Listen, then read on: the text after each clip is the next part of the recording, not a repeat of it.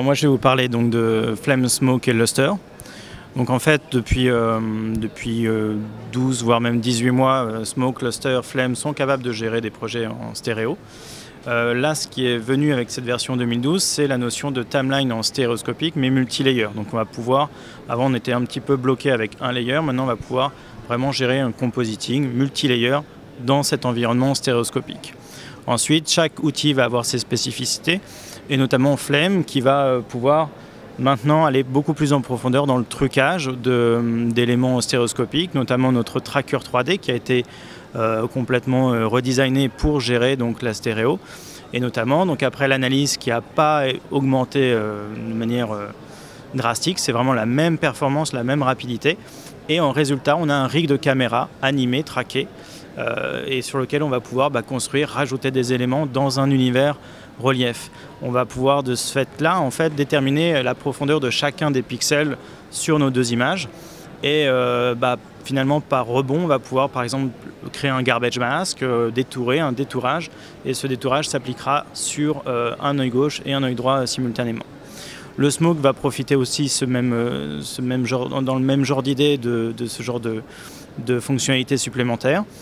Et puis le lustre, toujours va pouvoir synchroniser un étalonnage œil gauche, œil droit, va pouvoir le désynchroniser pour aller rattraper éventuellement je sais pas, une densité d'un œil qui serait un petit peu plus prononcée, et puis après resynchroniser complètement pour faire un étalonnage uniforme sur le projet stéréoscopique. Depuis pas mal de versions, maintenant on est capable de faire du match color. On va pouvoir prendre effectivement une densité, une couleur d'un pixel et le réattribuer dans l'autre. Donc c'est exactement ce qu'on va utiliser pour pouvoir aller faire un match d'un œil sur un autre.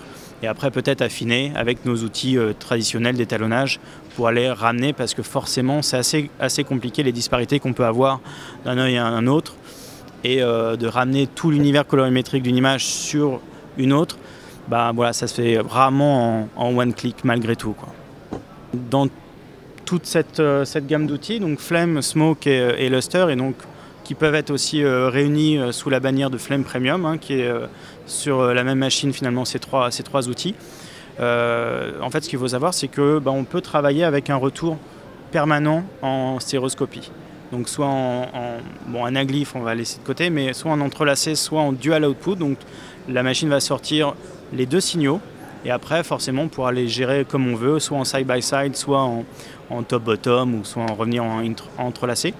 Voilà, et donc pouvoir vraiment travailler et soit monter, soit finir, soit truquer avec, avec des lunettes passives éventuellement pour augmenter un peu le confort de travail, ou des lunettes actives pour avoir la pleine résolution du projet. Donc ça, et puis voilà, tout ça en temps réel forcément, quoi.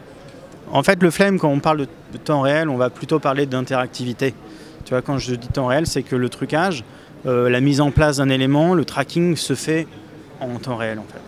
Après, effectivement, il peut y avoir un process, surtout si on va augmenter des notions de motion blur pour recalquer le motion blur.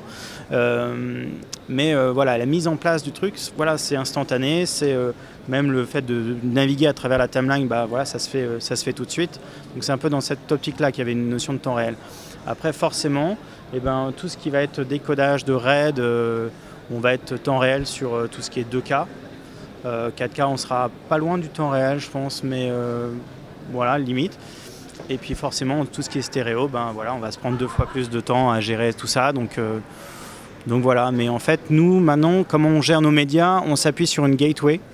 Et cette gateway, elle est designée pour être multi-cœur. Donc là, à l'heure actuelle, on a des machines qui ont 24 cœurs. Voilà, on estime que l'application, on a besoin de 4 ou 6 pour fonctionner. Et on peut dédier 16 cœurs, 18 cœurs à la gateway pour paralléliser les traitements pour débayoriser en fait une image par une image la RAID. Donc voilà, à chaque évolution de machine, notre gateway duplique, décuple sa puissance tout simplement. Là c'est des 2 x 6 cœurs, donc hyper threadés et tout, on arrive donc à 24 entités capables de faire du traitement. Et on a une énorme carte graphique qui est la Quadro 6000 SDI, et toutes les nouvelles fonctionnalités, il y a des lens flares, il y a tout un système de relighting dans la version 2012. Tous ces nouveaux algos, en fait, et dès qu'Autodesk retouche une fonction existante ou en rajoute une autre, elle est basée sur le GPU.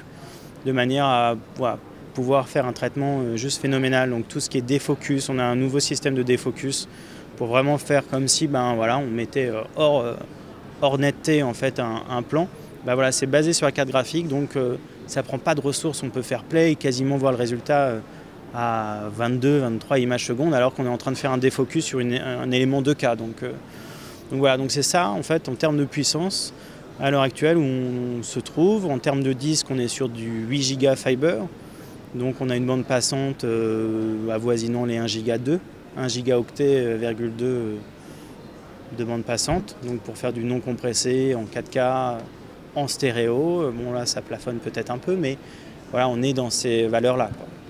Quand tu vas manipuler 15 layers 2K dans un élément, dans un environnement 3D, c'est la carte graphique qui va s'exprimer. La carte graphique nous permet de faire un anti-aliasing déjà de tout ça, live aussi, donc ça prend même plus de temps de process. Par contre, si on veut rajouter du motion blur, par exemple, ça repasse en process, tant que les cartes graphiques ne savent pas le faire encore véritablement bien comme ça dans une viewport, dans une vue d'interface. Mais voilà, si, c'est une combinaison un peu de tout, quoi. L'accès disque, puisqu'on est en non compressé, nous.